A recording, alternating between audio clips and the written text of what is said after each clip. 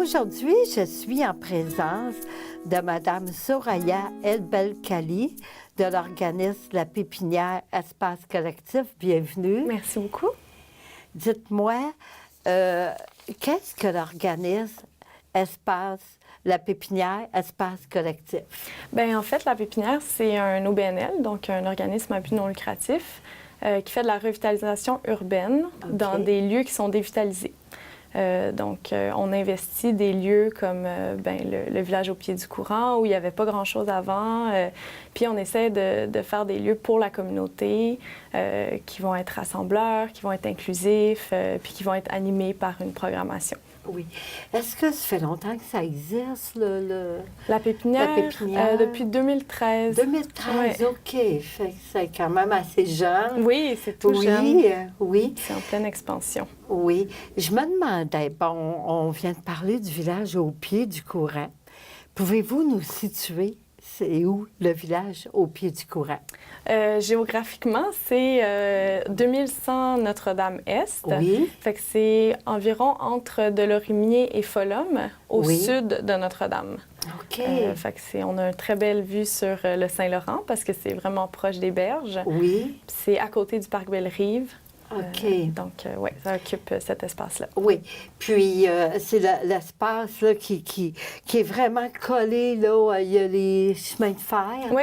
Puis, on a vraiment une vue, là, sur le fleuve, hein, puis tout ça. On voit les wagons, quand même, des chemins de fer, mais on peut voir l'eau, effectivement. Oui. C'est à cet endroit-là que les gens se réunissent l'été pour aller voir les feux d'artifice. Oui, c'est un merveilleux point. On a beaucoup de gens qui viennent. Oui. Puis, le village au pied du courant, il est juste à côté, là, hein, qui est quasiment...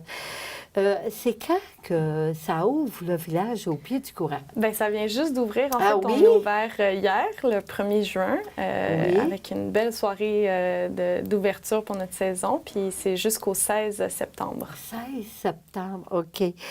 Puis, qu'est-ce qu'il y a? C'est quoi au juste? Qu'est-ce que c'est le village au pied du courant?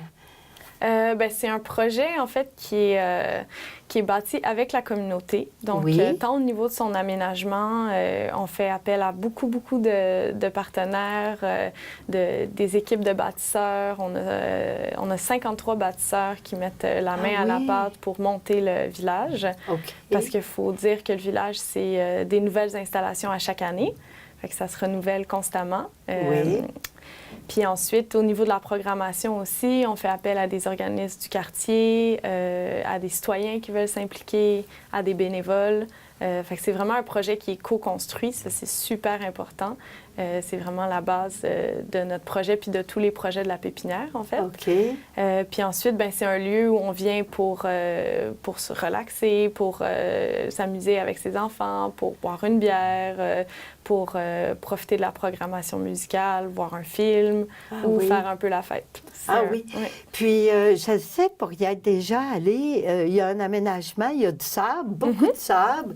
J'avais déjà vu des grosses chaises géantes, ça va être encore comme ça cette année? Oui, on a encore plus de chaises cette année. On a une trentaine de tables de pique-nique. L'année passée, on en avait juste 12-15. Oui. Il y a toujours des chaises, il y a des hamacs aussi. Il y a toutes sortes d'installations où on peut se reposer, s'asseoir, profiter de la belle vue avec le pied dans les sables. Oui. Les pieds dans les sables. Oui. Ouais. Est-ce que sur place, est-ce qu'il y a de la nourriture? Est-ce que oui? Oui, cette année, c'est une nouveauté. En fait, on a une cantine autogérée. Ah oui? Donc, avec des gens qui travaillent pour la pépinière puis qui nous ont monté un beau petit menu qui va être changeant. Donc, à chaque semaine environ, ça va être différent.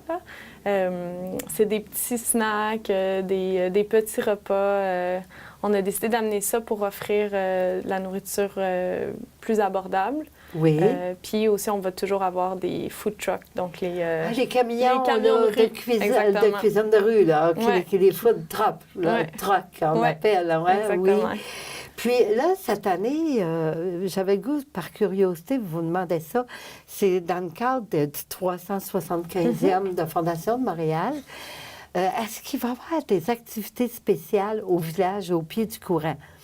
Dans le cadre, là, de... Oui, dans le cadre du 375e, bien, on fait une préouverture le 18 mai dernier. Oui. Donc, en plein chantier, alors que les bâtisseurs étaient vraiment affairés à monter le village. C'était une première. Là, on a décidé d'ouvrir parce que c'était l'illumination du pont.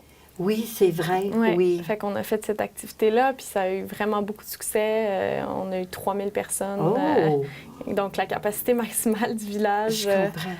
Puis ça a été un beau succès. Mais sinon, on n'a pas d'activité précise en lien avec le 375e. C'est notre programmation variée. Mais notre programmation met en valeur Montréal. Fait on peut dire que toutes les activités ont un lien. Oui, puis aussi, c'est de se réapproprier cet espace-là, parce que c'est sûr que la rue Notre-Dame, c'est difficile à traverser les rues, hein? Oui. Puis il faut justement, parce qu'on a ce bel espace-là, puis il faut l'occuper, hein, pour que d'année en année, que les gens qui puissent y aller.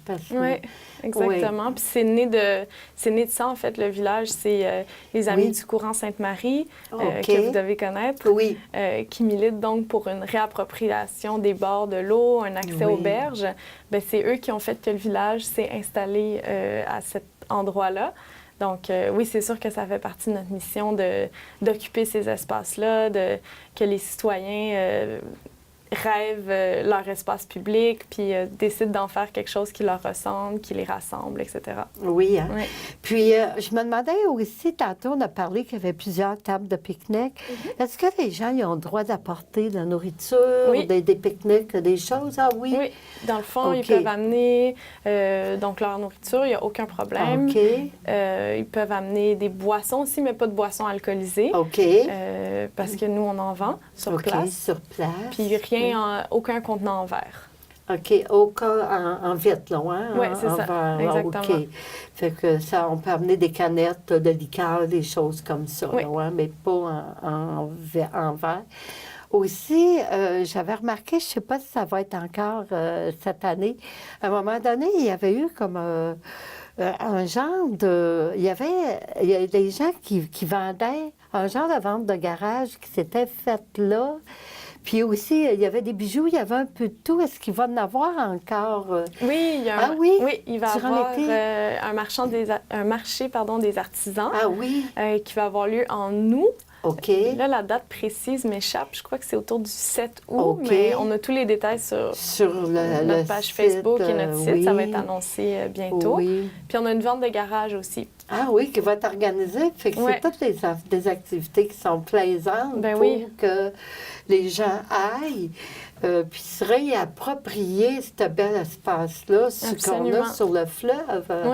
Au moins, on en a un, comme on dit, parce que c'est le problème de la rue Notre-Dame.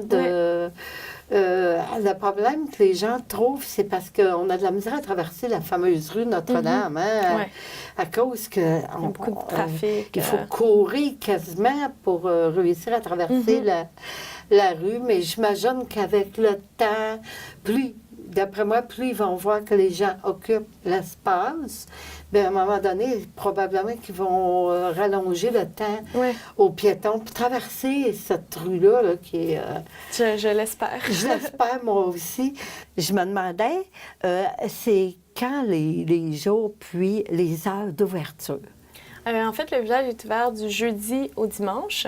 Le jeudi et le vendredi, on ouvre à 5 heures. Et le samedi-dimanche, on ouvre à 3 heures. Est-ce que vous pouvez nous donner des exemples de la programmation que vous allez avoir cet été? Oui. OK. Bien, la programmation est quand même assez variée de semaine en semaine. Donc, ça vaut la peine de regarder régulièrement sur notre site ou sur notre page Facebook. Mais on a quand même une espèce de canevas. Donc, le jeudi, c'est en mode 5 à 7. On a des ateliers, on a des petites conférences qui vont être données au village. Le vendredi, c'est une soirée électronique avec des DJ invités. Le samedi, on l'appelle le samedi tout garni. Fait que c'est un peu pour dire qu'il y en a pour tous les goûts. Oui. Il y a de la musique, des fois il va y avoir des activités pour enfants, parfois il va y avoir des soirées thématiques, par exemple Block Party ou une soirée Rio de Janeiro, donc qui met en vedette une ville ou des choses comme ça. Et le dimanche, c'est le dimanche, les doux dimanches qu'on appelle. Donc, Oui. plus une journée relax où il y a des activités pour enfants à chaque dimanche. Il y a des cours de yoga gratuits sur la plage.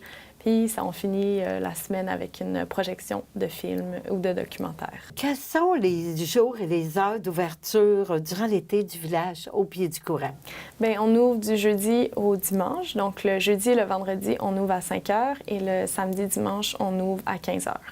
Oui, c'est bon à savoir. Puis ça va être affiché aussi, hein? Oui, c'est ça. Toutes les informations sont sur la page Facebook oui. sur le site web du village. Oui, bien, je vous remercie beaucoup d'être venu à mon entrevue.